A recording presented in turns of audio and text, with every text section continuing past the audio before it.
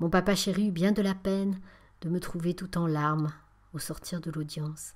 Il fit tout ce qu'il put pour me consoler, mais en vain.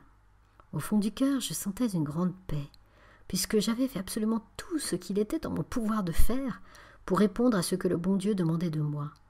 Mais cette paix était au fond, et l'amertume remplissait mon âme, car Jésus se taisait. Il semblait absent, rien ne révélait sa présence. Ce jour-là encore, le soleil n'osa pas briller, le beau ciel bleu d'Italie, chargé de nuages sombres, ne cessa de pleurer avec moi. Ah, c'était fini. Mon voyage n'avait plus aucun charme à mes yeux, puisque le but en était manqué. Cependant, les dernières paroles du Saint-Père auraient dû me consoler. N'était-elle pas en effet une véritable prophétie ? Malgré tous les obstacles, ce que le bon Dieu a voulu s'est accompli. Il n'a pas permis aux créatures de faire ce qu'elles voulaient, mais sa volonté à lui. Depuis quelque temps, je m'étais offerte à l'enfant Jésus pour être son petit jouet. Je lui avais dit de ne pas se servir de moi comme d'un jouet de prix, que les enfants se contentent de regarder sans oser y toucher, mais comme d'une petite balle de nulle valeur qu'ils pouvaient jeter à terre, pousser du pied, percer, laisser dans un coin ou bien presser sur son cœur si cela lui faisait plaisir. En un mot, je voulais amuser le petit Jésus, lui faire plaisir. Je voulais me livrer à ses caprices enfantins. Il avait exaucé ma prière. À Rome, Jésus perça son petit jouet. Il voulait voir ce qu'il y avait dedans, et puis, l'ayant vu, content de sa découverte, il laissa tomber sa petite balle et s'endormit.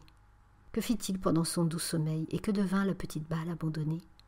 Jésus rêva qu'il s'amusait encore avec son jouet, le laissant et le prenant tour à tour, et puis qu'après l'avoir fait rouler bien loin, il le pressait sur son cœur, ne permettant plus qu'il s'éloigne jamais de sa petite main. Vous comprenez, ma mère chérie, combien la petite balle était triste de se voir par terre. Cependant, je ne cessais d'espérer contre toute espérance. Quelques jours après l'audience du Saint-Père, papa, étant allé voir le bon frère Siméon, trouva chez lui M. Révéroni qui fut très aimable. Papa lui reprocha gaiement de ne pas m'avoir aidé dans ma difficile entreprise. Puis il raconta l'histoire de sa reine au frère Siméon.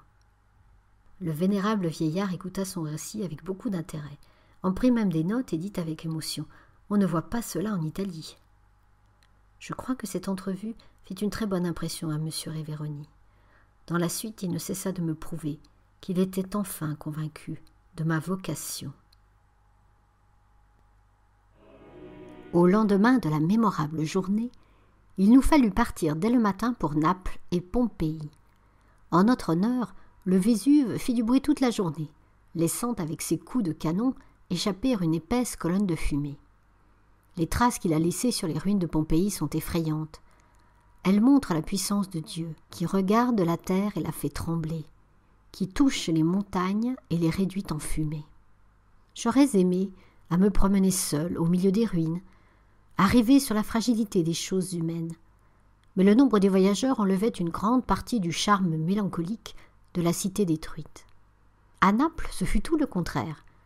Le grand nombre de voitures à 2 chevaux rendit magnifique notre promenade au monastère San Martino, placé sur une haute colline dominant toute la ville.